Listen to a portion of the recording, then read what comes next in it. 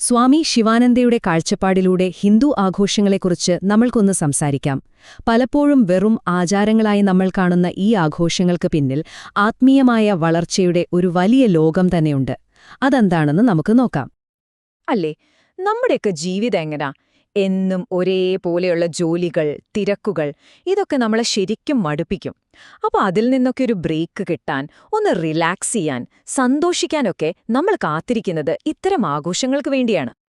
പക്ഷെ ഒരു നിമിഷം ചിന്തിച്ചു നോക്കൂ, ഈ ആഘോഷങ്ങൾ വെറുമൊരു റിലാക്സേഷൻ അപ്പുറം നമ്മളെ ദൈവികമായ മറ്റെന്തോ ഒന്നിലേക്ക് അടുപ്പിക്കാൻ വേണ്ടി ഡിസൈൻ ചെയ്തതാണെങ്കിലോ? ഈയൊരു ചോദ്യത്തിൽ നിന്നാണ് നമ്മളിന്ന് തുടങ്ങുന്നത്. ഇതിന് അടിവരയിടുന്ന ഒരു കാര്യമുണ്ട്. ഹിന്ദുധർമ്മമനുസരിച്ച് ജീവിതത്തിന്റെ ആത്യന്തികമായ ലക്ഷ്യമെന്ന് പറയുന്നത് ആത്മസാക്ഷാത്കാരമാണ്. അതായത് നമ്മൾ ആരാണെന്ന് തിരിച്ചറിയുക. അപ്പോൾ നമ്മുടെ ആഘോഷങ്ങൾ പോലും ആ ഒരു വലിയ ലക്ഷ്യത്തിലേക്കുള്ള വഴികളായിട്ടാണ് കാണേണ്ടത്. അങ്ങനെയെങ്കിൽ എന്താണ് ഈ ആഘോഷങ്ങളുടെ യഥാർത്ഥ ലക്ഷ്യം? കേവലം സന്തോഷം എന്നതിലുപരി അവ നമ്മളെ ശരിക്കും എങ്ങോട്ടേക്കാണ് കൊണ്ടുപോകുന്നത്? വളരെ അടിസ്ഥാനപരമായി പറഞ്ഞാൽ, ആഘോഷങ്ങൾ നമ്മുടെ മനസ്സിനും ശരീരത്തിനും ഒരു റീചാർജ് പോലെയാണ്. എന്നും ചെയ്യുന്ന ഒരേപോലത്തെ കാര്യങ്ങളുടെ ആ മടുപ്പിൽ നിന്ന് നമ്മളെ പുറത്തു കൊണ്ടുവന്ന് പുതിയൊരു എനർജി തരുന്ന ഒന്ന്. ഏതൊരു ഹിന്ദു ഉത്സവം എടുത്തു നോക്കിയാലും അതിന് പ്രധാനമായും 3 ഭാഗങ്ങളുണ്ടെന്ന് കാണാം. 1. പ്രാർത്ഥന, പൂജ, വ്രതം പോലുള്ള മതപരമായ കാര്യങ്ങൾ. 2. കുടുംബക്കാരോടും കൂട്ടുകാരോടുമൊക്കെ ഒത്തുകൂടി സന്തോഷം പങ്കുവയ്ക്കുന്ന ആ ഒരു സോഷ്യൽ ഗ്യാതറിംഗ്.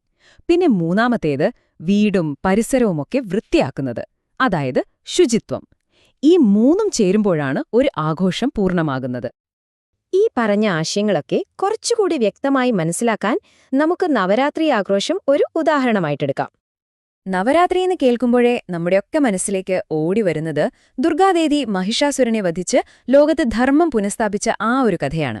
ശരിയാണ്, പക്ഷേ അത് ഈ ആഘോഷത്തിന്റെ പുറമേയുള്ള ഒരു തലം മാത്രമാണ്. ശരിക്കുള്ള കഥ നടക്കുന്നത് നമ്മുടെ ഉള്ളിലാണ്. ഈ പുരാണത്തിലെ യുദ്ധം യഥാർത്ഥത്തിൽ നമ്മുടെ ഉള്ളിലുള്ള തിന്മകൾക്കെതിരെയുള്ള ഒരു പോരാട്ടത്തിന്റെ പ്രതീകമാണ്. അപ്പോ നവരാത്രി വെറുമൊരു ആഘോഷമല്ല, അത് 9 ദിവസം നീണ്ടുനിൽക്കുന്ന ഒരു ആത്മീയ സാധനയാണ്.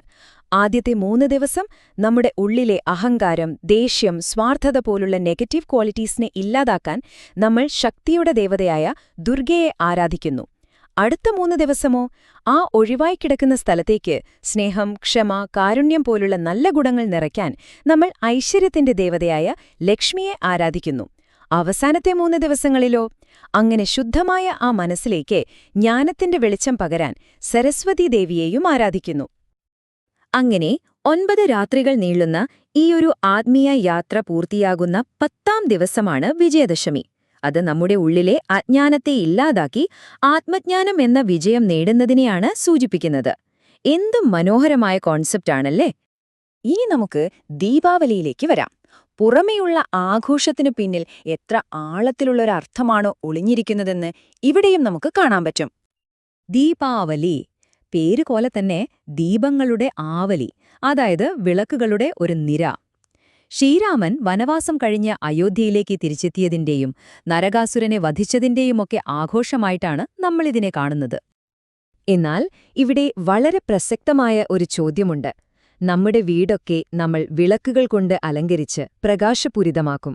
പക്ഷേ നമ്മുടെ ഹൃദയം അജ്ഞതയുടെ ഇരുട്ടിലാണെങ്കിൽ ആ പുറത്തുള്ള വെളിച്ചം കൊണ്ട് എന്ത് പ്രയോജനം? അപ്പൊ യഥാർത്ഥ ദീപാവലി എന്നു പറയുന്നത് പുറത്ത് ദീപം തെളിയിക്കുന്നത് മാത്രമല്ല, അത് നമ്മുടെ ഉള്ളിലെ അജ്ഞത എന്ന ഇരുട്ടിനെ മാറ്റി ആത്മജ്ഞാനത്തിന്റെ വെളിച്ചം തെളിയിക്കലാണ്. പുറമേയുള്ള പടക്കം പൊട്ടിക്കലും മധുരം കഴിക്കലുമൊക്കെ അതിന്റെ ഒരു ഭാഗം മാത്രം. യഥാർത്ഥ ആഘോഷം ഉള്ളിലാണ് നടക്കേണ്ടത്.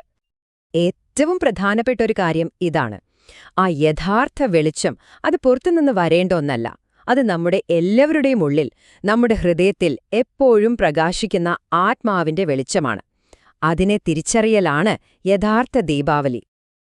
ഈ പറഞ്ഞ നവരാത്രിയും ദീപാവലിയുമൊക്കെ ചില ഉദാഹരണങ്ങൾ മാത്രമാണ്.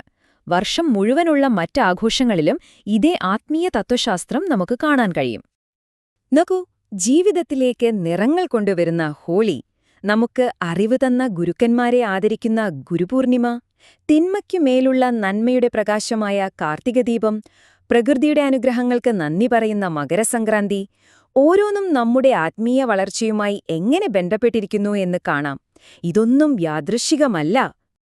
അപ്പോ ഇതിൽ നിന്നൊക്കെ നമുക്ക് എന്താ മനസ്സിലാവുന്നത്? ഈ ആഘോഷങ്ങളെല്ലാം വെറും അവധി ദിവസങ്ങളോ അല്ലെങ്കിൽ കുറെ ചടങ്ങുകളോ അല്ല.